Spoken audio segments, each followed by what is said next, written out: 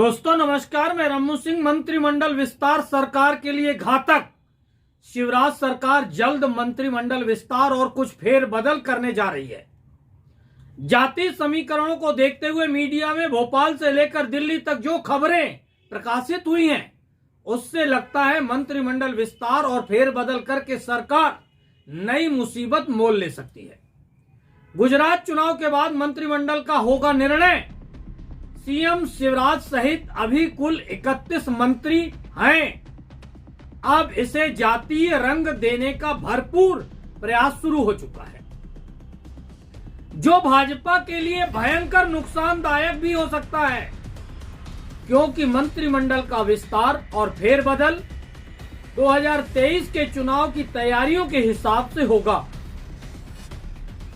Media में खबरें आ रही हैं अभी 31 में 10 यानी 30% मंत्री छत्री ठाकुर हैं। यह मामला तूल पकड़ता जा रहा है।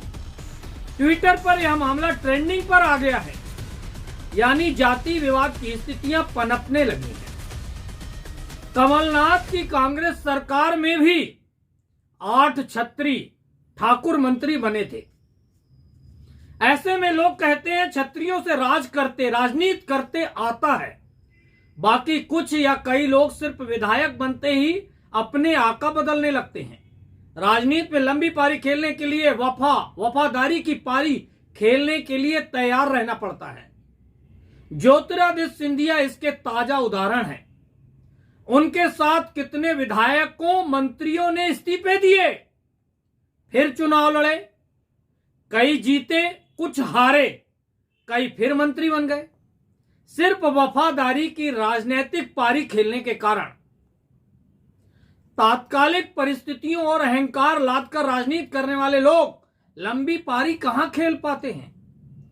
ब्राह्मण वर्ग से सिर्फ 2 ही मंत्री हैं।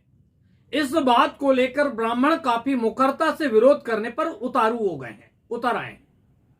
देखना होगा शिवराज इस मामले को कैसे और कितना बैलेंस कर पाते हैं।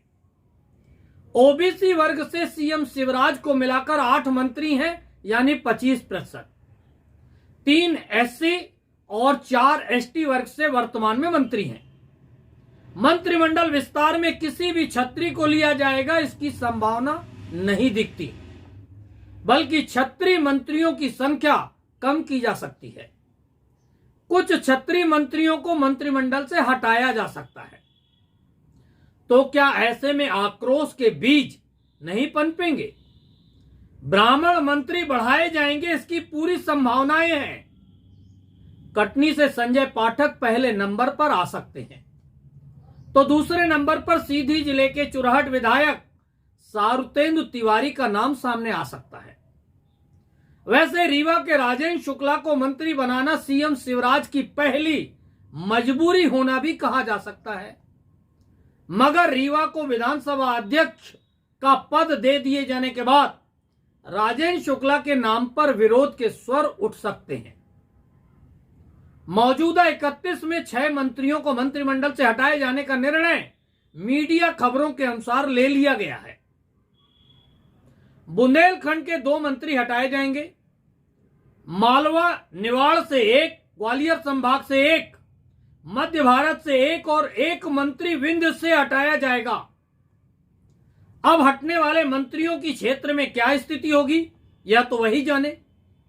मंत्री रहकर उन्होंने जनता के दिलों को कितना जीत पाए हैं, यह हटने के बाद जनता की प्रतिक्रियाएं बयां कर देंगी।